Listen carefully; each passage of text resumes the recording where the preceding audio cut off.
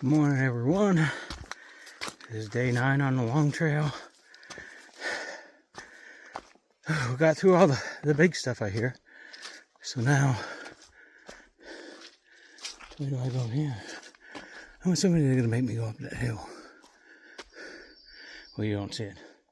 It was a 10.6 mile day yesterday. I think it was a 10.6 in the day before. It's 10.6 to Appalachian Gap, where I have a resupply.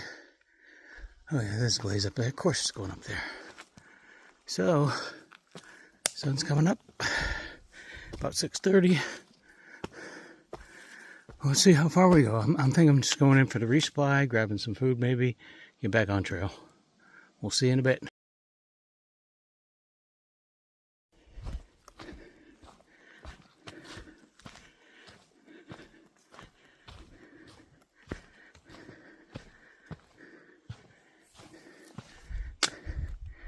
No views yet.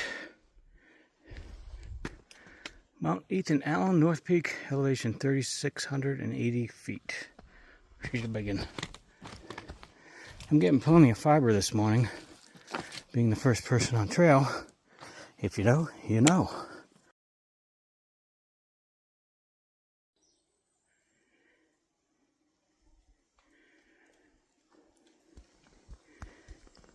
Came down there.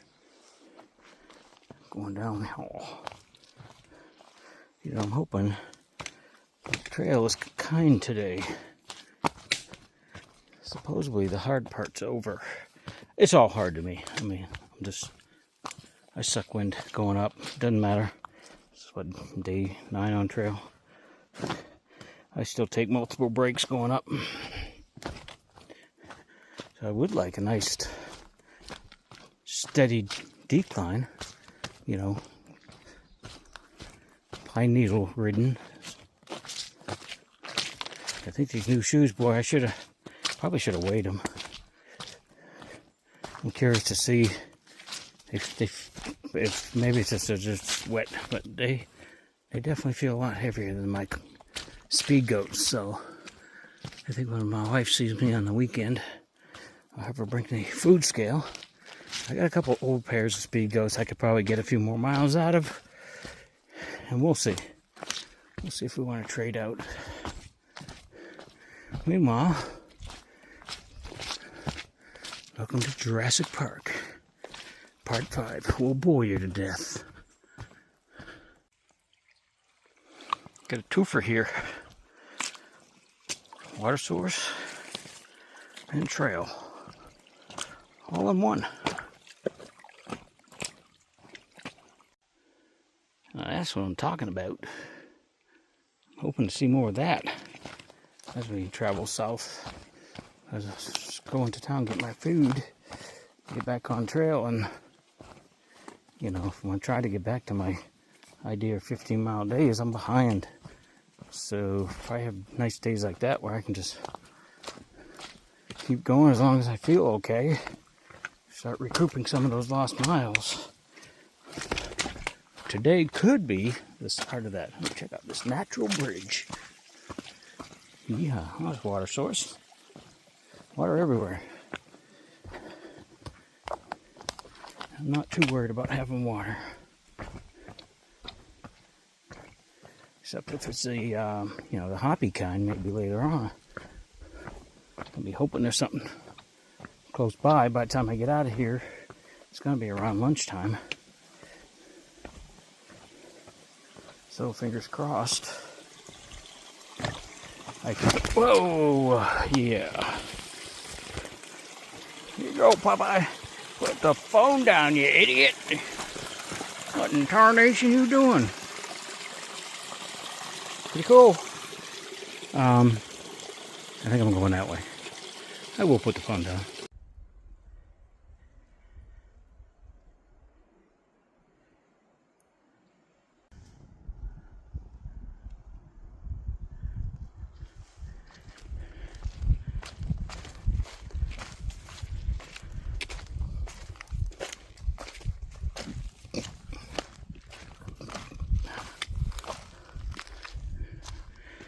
Vermont's famous ladders.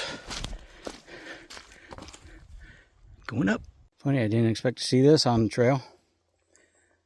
100 miles done. Come from over there somewhere. Finally getting some views. Sun. Maybe we'll be able to dry out. Just met a mother and daughter at Nobo.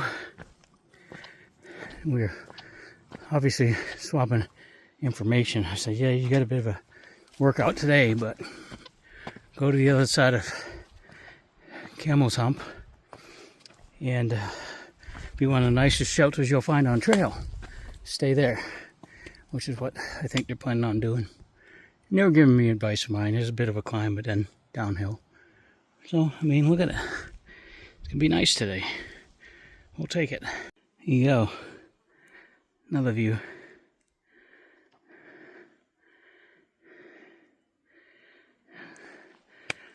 A bit on the straight down side right there. So we're not going to go that way. We're going to go this way. Look at that. Blueberries. Time of year. I'm going to pick a few every time I see them.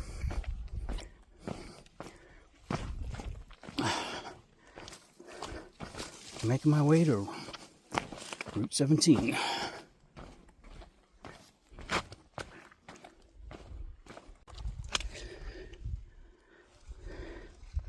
Straight down.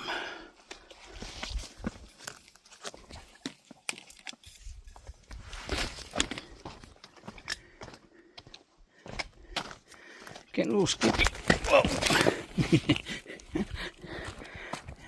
That's survivable. Just saying, it's getting a little skinnier around here. Guess we're going down that way. I'll put this away. Man, oh man. That says pain. It's beautiful though.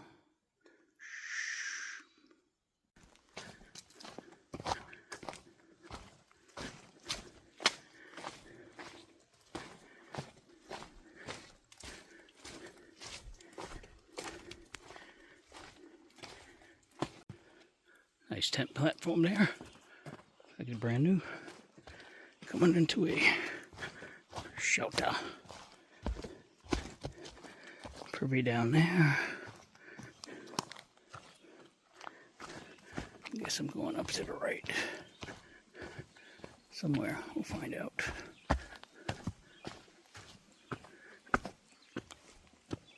Whoa. No slip and slide. Cows Cove Shelter 1955. Please no fires. Not bad. Doable. Vermont 17. 5.5. Onward. Taking forever. Appalachian Gap 2.6 miles. That way. I just went 2.9 from the last shelter. Birch Glen Camp 100 feet, and that's what that is. Thought I'd be going by it, but I'm not. Going that way. Gonna have some Skittles first. There's another 2.6 way back when. It's been 2.6 of frickin' hell. All uphill. Just to take me to see Molly Stark's whatever. Then another down, another up before I finally get to city. Or town, I should say, for my resupply. Taking me way longer than I anticipated. It's a very depressing day. Usually is when you're trying to get something done. And the mountain says, nope. Here's the view. Juice wasn't worth the squeeze.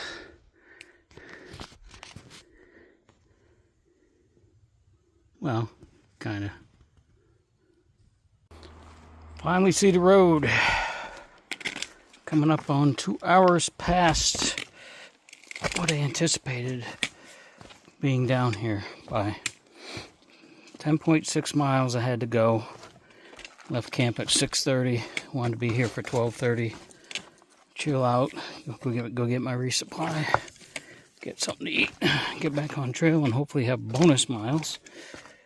I'm still hoping for that, but it's going to be 2:30 by the time I make it to the bottom of this hill.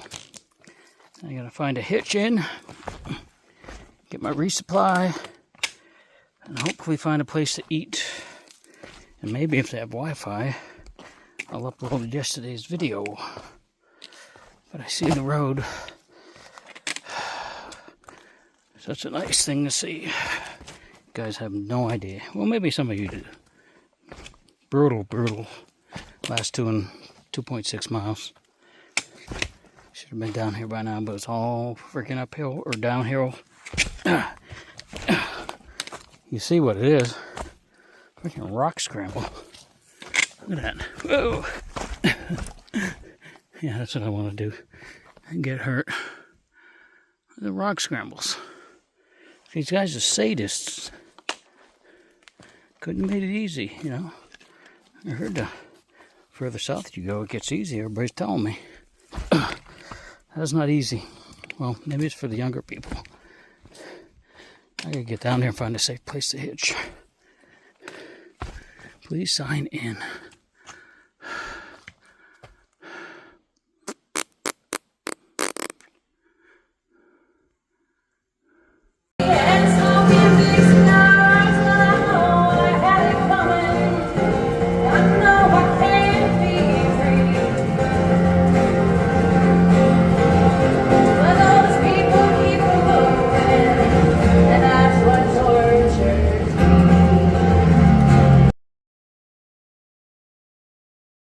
Well, I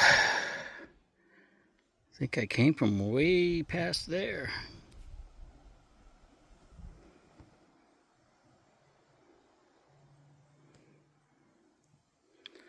I'm going to sit here for a little bit. This is a cabin. There's my seat. And there's my home for the night.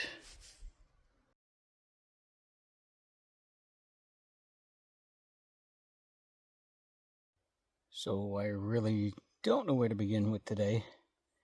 We had 10.6 miles to go from the shelter to Route 7, I believe. Anyhow, Appalachian Junction.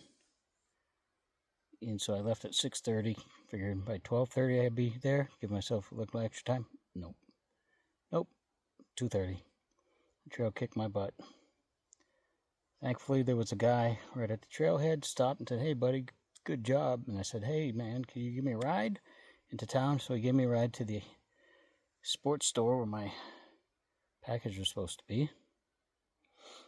And he was going to wait for me. I said, "Nah, man, I appreciate it." So I went inside, and the guy practically threw a package at me. He said, "Man, we've been waiting for you. Everybody's worried about you. Where you been?" I'm like, "What? No one's worried about me. Everybody knows where I'm at." It was somebody from Rochester, New Hampshire, and apparently he hasn't come to get his package. Well, needless to say, my package that was promised by Thursday of last week by the U.S. Postal Service isn't there. So once again, I went to town, spent a lot of time for nothing. So even though I paid for shipping, paid for the food inside the box, I had to spend extra money there, another $40 there at that place to buy his food. So I have enough to get to the next resupply, Route 125, which I believe is Waterbury, for the Hancock post office, and I have no doubt my stuff will not be there. It won't be there. I have to make alternate plans already. And this guy at this shop is going to hook me up with the local, it's a hotel, B&B or something. It's like $100 a night or something. Had a bar and restaurant, and I should have taken him up on him. I was just frustrated as all hell. Went down the street. There was a little mini mart where the deli. I got a tuna fish sub, chips, big Gatorade, and a brownie blondie. I'm having now. I didn't cook any dinner tonight. I don't have to. And then I went on the GMC Facebook page and says, "Can anybody help a hiker out?" And a girl named Kimberly came by. Said, "Around 4 I'll pick you up." I said, "Okay." But in the meantime, there's a guy setting up for his little band gig, 2-guitar gig with him, and it looked like his wife. And I was talking to him for a little bit. So I moved out of the way, and he handed me a beer, and he goes, I looked at him, I said, "Man, you think I can drink it here?" And he goes, "It just depends on the cover." So I put my Popeye bandana around it and enjoyed that beer while I was waiting for her. So she was very nice. She did all the 48s, the 48 4,000 footers in New Hampshire. She's up doing stuff in Maine. She's a dental assistant. Nice lady. She dropped me off and I hiked a 1.6 mile up here to this shelter, which is another straight up.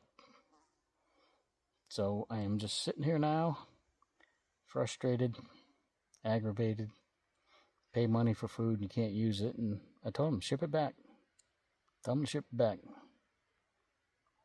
So hopefully the wife will deal with FedEx from now on, or UPS, any of the others. Postal service, forget it. Don't even rely on them unless you can send it like a month in advance. I know there's family members and friends on Facebook here that work there, but you guys should know better than anything. You get a corrupt system with a bunch of corrupt union workers. Nothing's going to change until they take a bulldozer to it and start from scratch. The Pony Express could have got my package from New Hampshire to Vermont quicker. It was a joke. So with that being said, I'm just chilling out here. I got my electrolytes, got my map out to plan my next route. I'm still going to try to make it to Rutland, and that'll determine whether I suspend my hike there or just end it, because if I'm not mistaken, from that point south, I've already done that with the Appalachian Trail where they blend in. So we'll see how I feel at that, but right now I'm just beat up, aggravated. But just to look at tonight.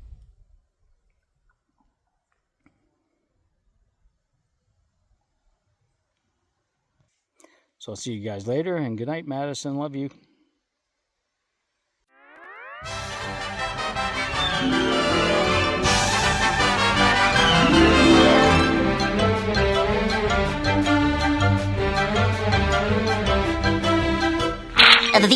That's all, folks.